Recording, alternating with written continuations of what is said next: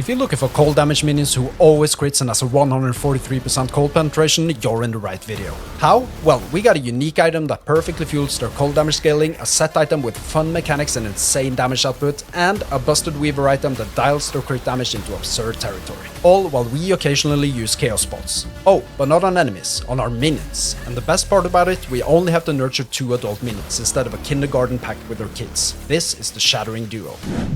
We got 1 Archmage and 1 Golem, both having all of their base damage converted to cold through the Cryomancer's node in the Mage tree and the Death Chill Golem in the Golem tree. But this alone does nothing. You see, there's one piece of the puzzle that ties everything together. One item that makes this build go from 0 to hero. But first, let's look at another massive cornerstone, the unique sword Apogee of Frozen Light. This sword gives us 3 more skill levels to our Golem and Mage, giving them a chance to chill attackers when hit and more multiplicative damage to chilled enemies. We fuel them with Infernal Shade through the Manic Pyro node, giving increased movement, attack and cast speed per second, up to 72%. And it ramps up to full in just seconds, as we take the node making Infernal Shade have a limited duration. We also give them haste with the Burn Trail node, maxing the movement speed up to 102%, only from this skill tree. Dread Shade is the next buff, but this time we take advantage of a highly interesting item mechanic that synergizes just perfectly with our cold-based minions. More on that soon, because we have to look at the skill tree first. Since we only have 2 minions, we go for all the juicy multiplicative damage nodes that only apply to the target minions wearing the buff. The All for One node giving 40% more damage, and the Egoism node making the targeted minion critting with every hit. This is insanely strong, and it also enables us to take the Blind Fury node, increasing their attack and cast speed by a massive 40%. The reduced crit chance penalty doesn't apply, since they are guaranteed to crit anyways. But now to the awesome item mechanic I mentioned previously. We convert Dread Shade's damage buffs from necrotic to cold damage. But how?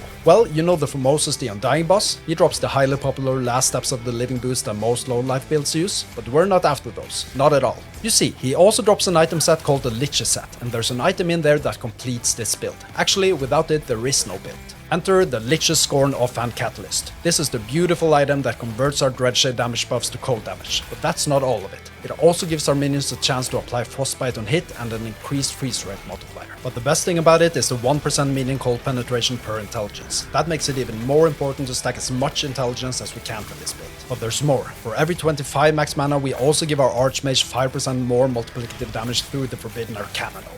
By taking the Occultist Mind passive node from the Warlock tree, we get 1 mana per intelligence as well, making intelligence even better to stack. And if you thought we were done by now, we're not. Hang in there, because we're now at the quirky part of this build. We specialize in Chaos Bolts, and we don't hit enemies with it, we hit our minions. But why? Well, every time we hit them, we give them a buff called Revolution. This buff gives the target 30% increased attack speed and 1 added spell damage per 20 max mana. With 406 mana, that amounts to a flat added spell damage of 20 to both our Mage and Golem. A huge boost. Also, by investing in the node on the right side of the tree here, our minions get all of the ailment chances from the Chaos Bolt tree when we hit them. And since we convert Chaos Bolts to cold damage, Ignite is subsequently converted to Frostbite chance, giving them a 100% chance to apply Frostbite on hit with the Mania of Flames node, and a 60% chance to apply Damned on hit through the Condemned to Chaos node. A decent and steady additional damage source. Now let's switch focus to our amulet. This can be dropped from the Woven Firstborn boss located in cemeteries and has a very interesting mechanical stat. Every 10 seconds a random minion is chosen, receiving 200% of the stats on this item. This buff rotates, so there's always one of our 2 minions that get a massive boost. That's huge. And what stats do we buff the amulet with? Crit multiplier. Together with intelligence, minion crit multiplier is the most important stat for this build, as our minions crit with every hit. And one of them is constantly buffed with this crit multiplier with 3 times its effect, which is an insane boost. And they also gain the poison resistance at the same applied effectiveness. Why is this important? Well, we have the Dreadshade node that applies everlasting poison instead of health decay to our minions, so this high poison resistance actually plays a huge role in our minions' health sustain.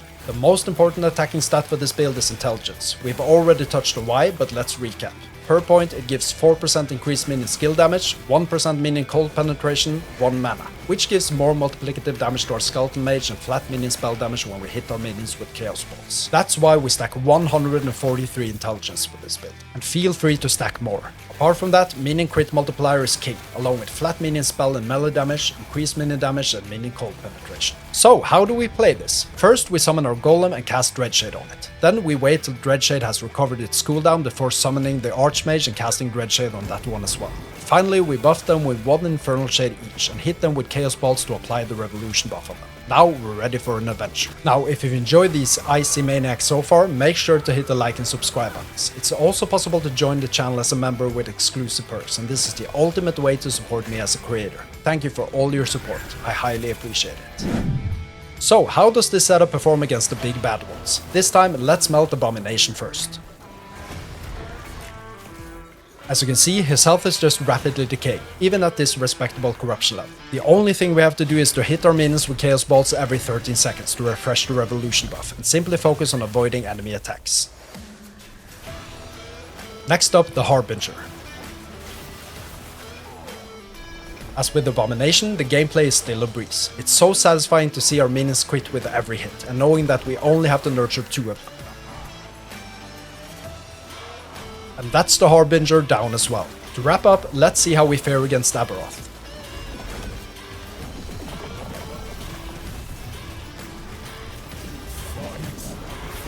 We're off to a good start, got him down to his first ward shield before the first slam hit. Our golem sacrificed himself, but I quickly got another one up and running with the required buffs. A little scare here being reduced to 700 health, but nothing we can't handle.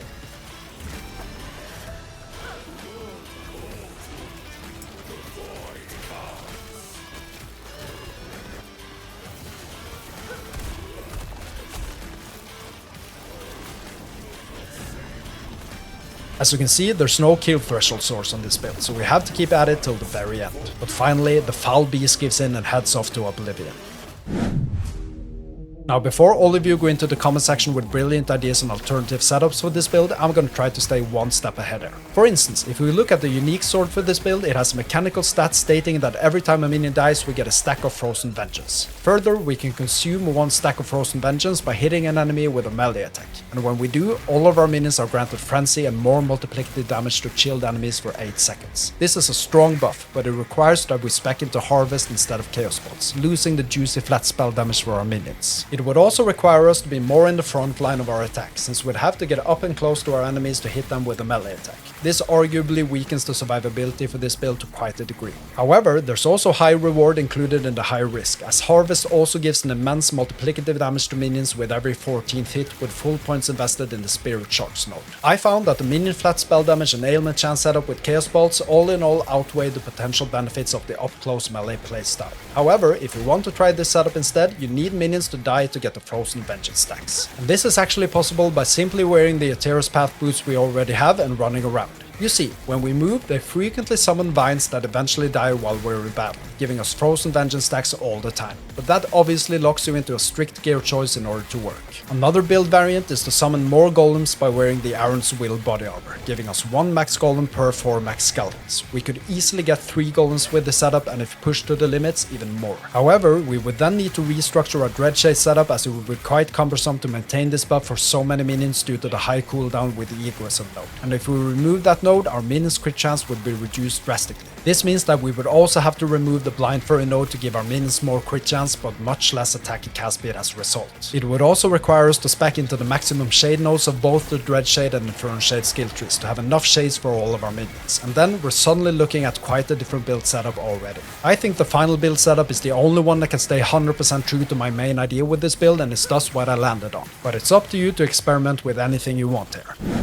This is a hybrid ward and health build, offering a lot of flexibility when it comes to gear choices. While idle, our combined effective health pool exceeds 7,000, a number that can be pushed even higher with additional tier 7 rolls on ward and intelligence, as well as a stronger ward per second blessing from Lagan. The only source of active ward generation in this build comes from the Strands of Soul Spelt, dropped by Abomination. Because combat-based ward generation is limited here, maximizing passive ward uptime is essential. That's why the Putrid Souls Relic is an ideal base item, as it delivers some good ward per second. Ours has a tier 7 intelligence stat, which is great, though the remaining tier 4 and tier 3 stats still have room to grow. We add to this a strong tier 7 intelligence body armor that includes flat health and ward per second. The increased minion crit stat could be replaced as it's not needed. Dreadshade ensures our minions always crit anyway, something like mana would be more beneficial. The real cornerstone of our survivability lies in the golem itself. Thanks to its size and high threat generation, it consistently draws aggro, allowing us to stay out of harm's way. The goal here is simple: remain behind the front line and let our golem take the heat. Movement speed is also good, we're clocking in at 63%.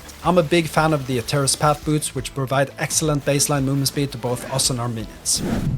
Apart from Dreadshade, all skills are unlocked quite early in the game. At level 4, specialize in Summon Skeleton and go all in on DPS nodes, and at level 10, specialize in Summon Bold Golem. When 20 points are invested in the Acolyte passive tree, specialize in Infernal Shade. After 5 points invested in the Necro Master tree, replace Summon Skeleton with Summon Skeleton Mage. At level 35, specialize in Chaos Bolts, and at level 50, specialize in Dreadshade. Follow the detailed progression sliders for each skill and the build planner in the video description. Now if this crazy minions on ice build gives you chills all the right ways, make sure to hit the like and subscribe buttons, and even consider joining as a member. And to see my other last Epoch build guides, click on the video card showing on the screen right now.